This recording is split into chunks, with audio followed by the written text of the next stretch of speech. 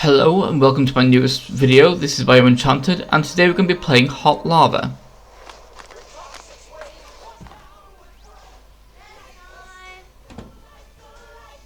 Hey Squirt, better get moving before Mom comes down. Race you upstairs. I quite like this game because it's got quite a lot of stuff going on behind the scenes when it comes to what the main characters are actually doing. It's not just playing a game. Example, something you've noticed here is we're in the main character's home. But it's not very homely, it's very chaotic and very messy. The game's already happening and he's not really had much of a say in it. Because of course this game is just a really elaborate version of The Floor is Made of Lava, which is a very cute idea for a first-person platformer. I also like that he's kind of imagining himself and sister's action figures, which is a very cute little thing as well. Also, an interesting little bit of symbolism. This is the main character's home, but it's the one level they can't beat, because the level prevents them finishing it. There's actually some interesting stuff relating to that I noticed when I first played this game years ago, but there's been so many updates, I don't know how it will have changed, because in the original version of this game when I played it, when it first came out, there was actually an introduction thing before that, where it was kind of showing Hazard in a comic book, showing how he became a villain and how he started joining the heroes. It had a little kind of like a performance cutscene that doesn't seem to really be here in this version unless I can find it elsewhere. Learn something new. Like it might be something I unlock or find in a menu somewhere. But here we are in the basic tutorial, which is school. And of course, while the main character's home is quite a chaotic atmosphere, the school is much more ordered. The school is almost comforting in that way. It's very kind of it's still quite rigid because it is a school, but also things are just kind of like, it makes more sense. It's still a mess, but not nearly as bad as home was. And also, quite a lot of the gym's just been turned into a little parkour gym. I mean, in a school, that is going to be like, that's just a recipe for a lawsuit. But it's a very cute way of allowing the player to kind of mess around with the controls before jumping into the first actual level, which is Gym Jam. And of course, as you can see on the left, we have challenges for each level as well, beyond just beating them. And some of them are always the same, like some of them are beat the level, do 2 time limits of increasing intensity, and then there's like a few other things as well, like get the golden pin and do it without getting killed, but then some of them have like a unique one as well. But of course, I've already screwed up to it without getting killed, so we're just going to focus on getting through the level first, just to show off how the game works, now that we're in the first proper level. There's actually quite a few little mechanics as well that are quite difficult to use, and the game's not really going to teach them to us yet. But one thing I quite like with this game is it's not just like a very strict course. Like there weren't actually any invisible walls. All this geometry that you're seeing around us is actual geometry that theoretically you can clamber on and jump on and things like that if you can reach it. But in this situation we can't really reach it. I quite like those little triangular things, they're quite fun. Yeah, this is me remembering how putty works. It's been a while since I played this game. I quite like the triangular things that give you a big kind of a speed boost. They're really fun. Those little kind of bouncing wall things. I also like the little segment thing on the bottom right where you can see that it's basically showing us how many of these little idols we have and how many we have to get to beat the level.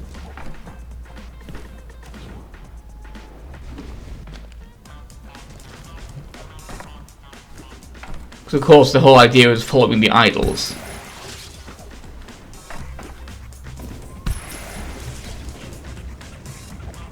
And I quite like as well, like it's not just lava on the floor, they have all these big rocks all over the place as well, like rock formations. It feels like the school's become a volcano. And that's a really fun way of playing doing the whole idea.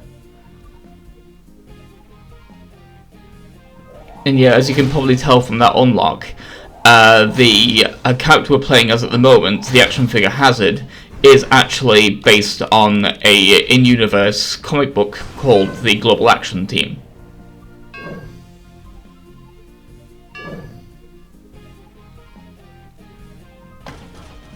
So we have 3 of the stars, but we still want to do some other things as well, because I'd like to be able to get a few challenges done while I'm doing this as well, because the more challenges, the more levels we get. Of course, we've unlocked level 2. But before we head up there and follow our sister, let's see what else we can do in Gym Jam. The main thing I'm going to focus on is finding the golden pin, because I died pretty early on in this level and screwed that up, so that's not going to happen. But this is just me showing as well just how much of the actual environment you can just clamber around on as long as you can make the jumps. It's quite fun and I like how chaotic it is. It allows you to do all this stuff. And there's often like multiple things you can jump on as well. Like there's little things on there's little rails on the right. There's that step ladder on the left. There's just all these little things, and this is me just showing where the secret is. That's the golden thing. You just need to land on it. Of course, in these early levels, it's just quite simple, just find the section of the level you haven't really played with yet. So there's the golden pin.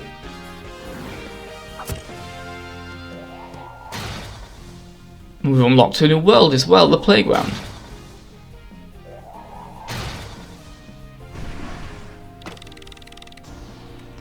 Now, I've mentioned the whole thing with the home being quite a chaotic space compared to the school, which is a lot more kind of playful, like it's messier but in a more playful and comforting way, where it feels more lived in than dangerous, until you're actually playing the game. When of course, when you're actually playing the games in the school compared to at home, you get to select when you decide to play. You get to enter the level manually as opposed to being forced into it like you were at home. I wonder what that says about the protagonist's home life.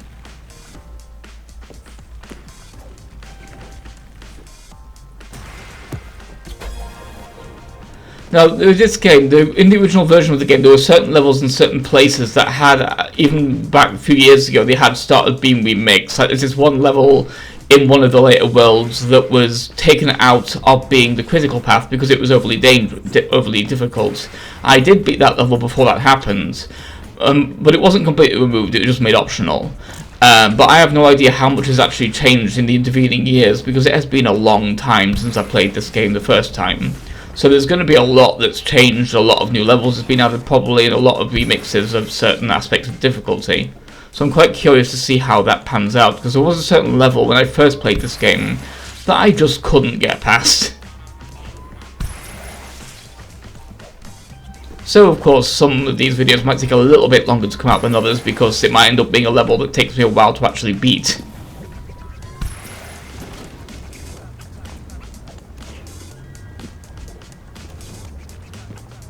Because this game gets quite difficult quite quickly. I mean, these early levels are quite easy, but still quite dangerous. You still have to be quite careful.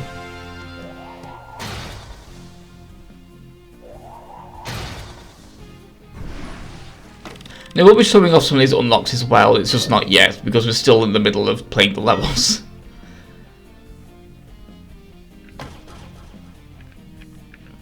I do hope I can find the voiced cutscene thing that played in the original game, because it only actually played once as well. It only plays when you first boot up the game, similar to that section in the house, in that little opening section, which only really plays when you first boot up the game, when you haven't got an actual save file yet. Because of course when you have an actual save file, it just takes you to the level select screen, and the levels available aren't the house level yet. I don't know if that level's going to be like in the house hub area or not. And of course that's going to be one of the hub areas, but yeah, that's like... Yeah, this is me doing the other gold pin, which is quite close.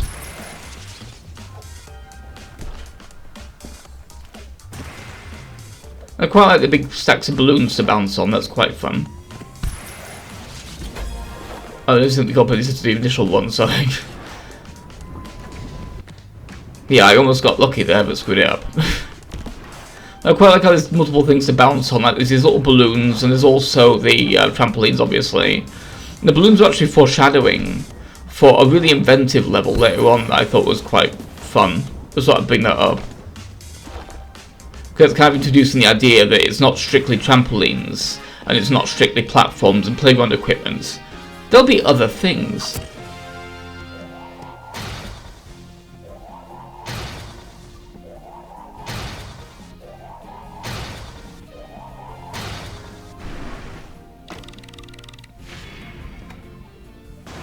Yeah, we barely made that one. Time limit's already starting to get quite tight.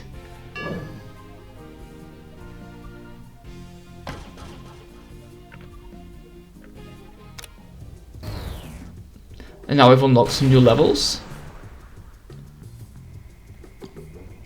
But let's go back to trampoline trouble, shall we?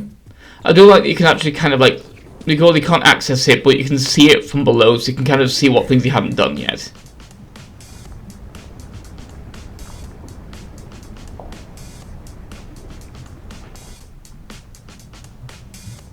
Something else I quite like about visuals in this game is sometimes you can see down these little corridors. You don't have anything to platform on.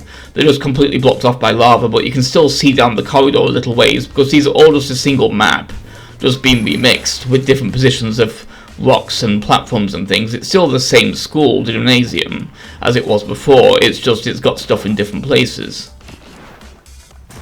So of course the whole school model is still here. It's just some parts of it are blocked off, and some parts for different sections, and some parts of it aren't.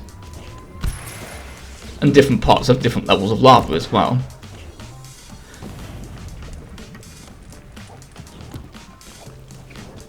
So here's me managing to get around having to use that swingy thing, because of course one of the things in this level is don't swing. I quite like how some of the levels have objectives that make you find alternate paths. That's quite fun. It keeps things interesting. It keeps you from having to just practice the exact same thing over and over again. It means you have to find new ways around certain obstacles. And at this stage, that's still quite easy to do. But of course, it's not going to stay easy that long. And here's me noticing an area I can get to that because of course we have a specific thing to climb on here, not just the rocks. That's kind of how you know when there's going to be this golden pin.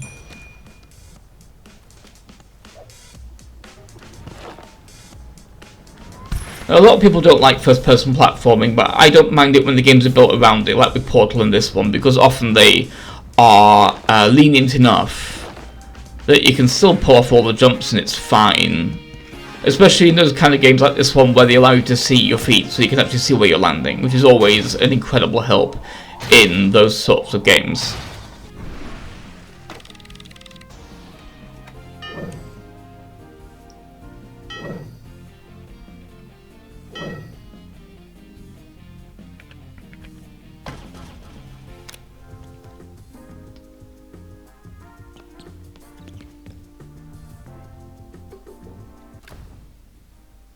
So I've done a couple of levels, but there's something I want to show off in the main menu.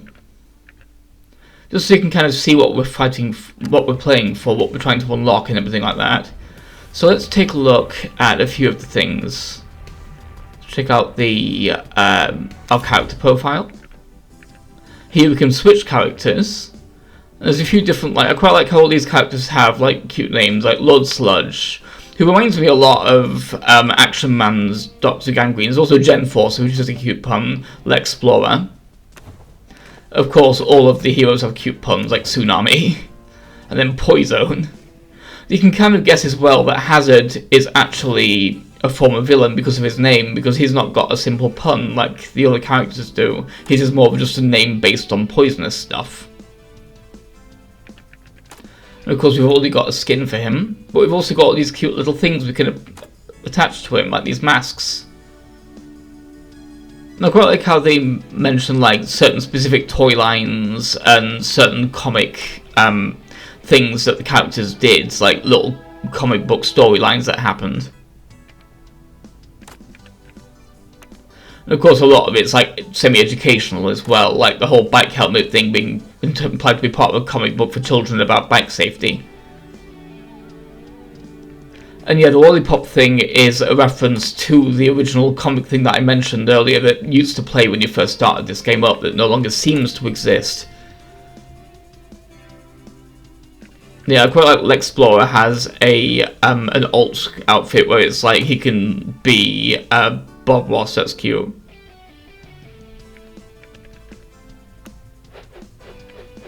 And of course there's some emotes as well. And some cards to unlock, but we haven't got nearly enough tokens to unlock anything yet. And here's some discussion of the actual characters and who they are as people.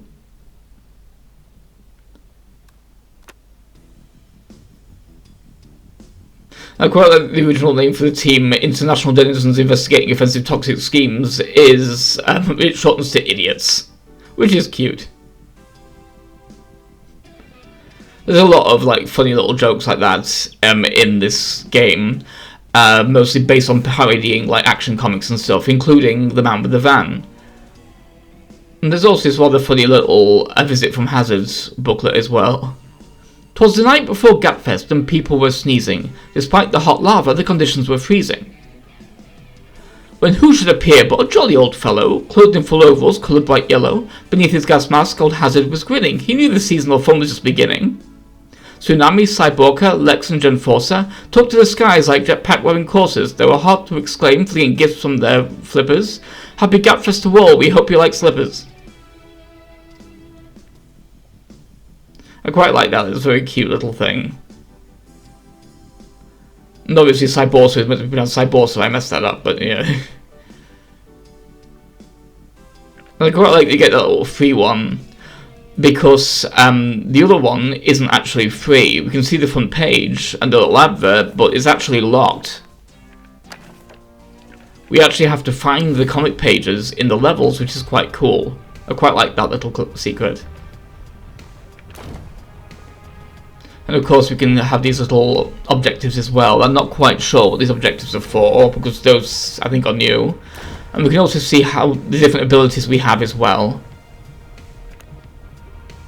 Just to kind of give you an idea of how the mechanics work.